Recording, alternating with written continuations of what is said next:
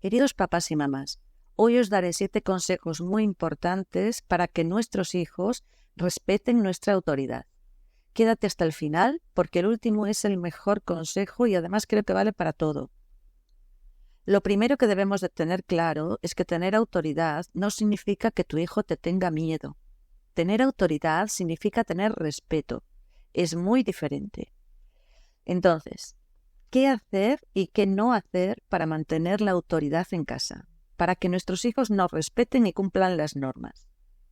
Primero, debemos ser firmes. Esto significa que si ponemos una norma y una consecuencia, si no se cumple esa norma, debemos de ser firmes y hacer cumplir esta consecuencia.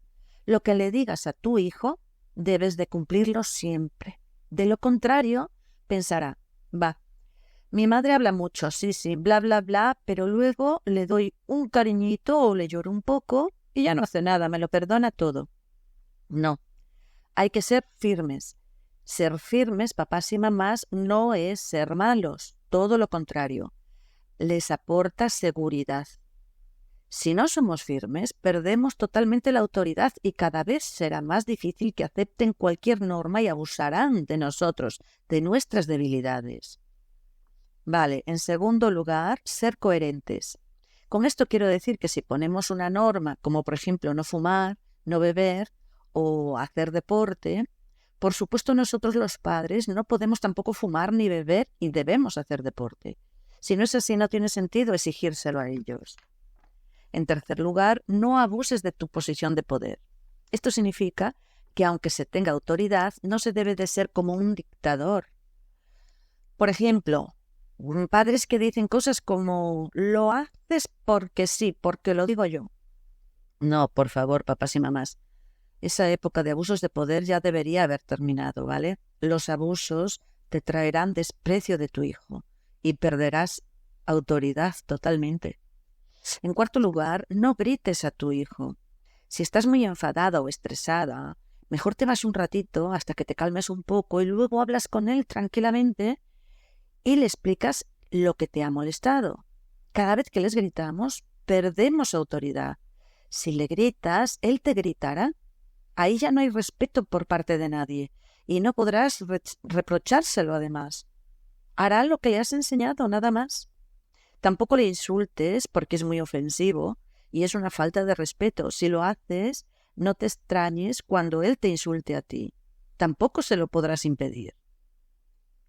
Y mucho menos la violencia hacia tu hijo. Nunca seas violento porque ahora puede ser que no se atreva a pegarte. O sí, con 14 y 15 años ya son fuertes. Pueden devolvérnosla, ¿sabes?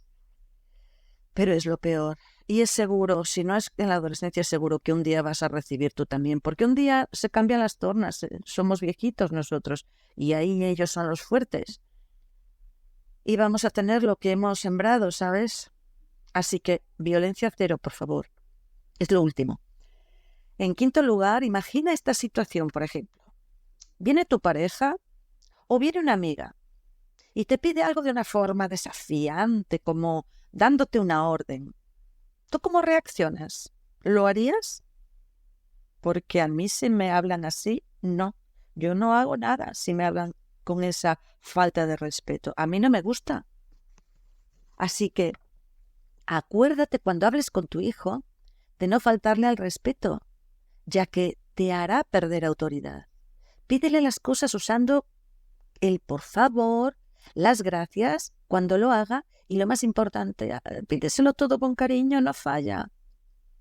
Otra cosa muy importante es pedir perdón. Es una cosa con la que ganas muchísima autoridad. Es todo lo contrario de lo que pensábamos. No te hace más débil, al contrario.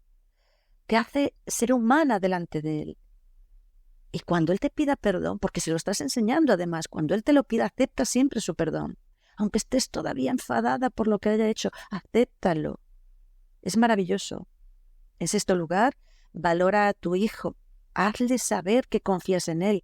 Cuéntale tus cosas, tus problemas, tus miedos.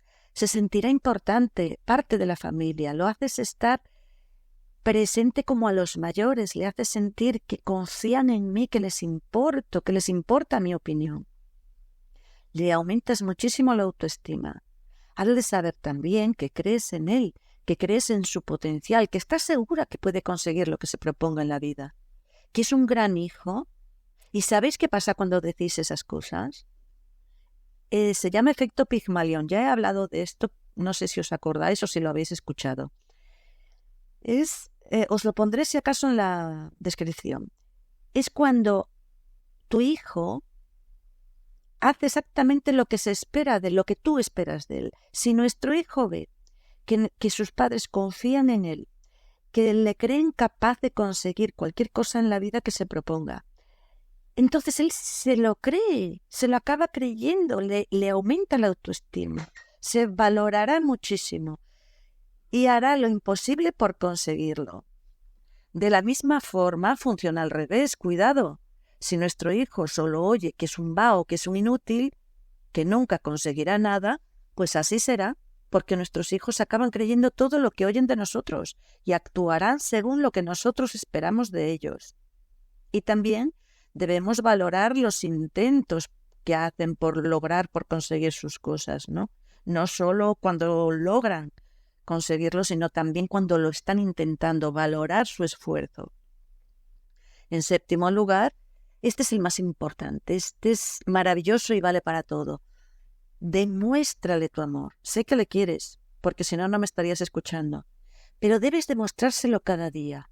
¿Y cómo debemos hacerlo?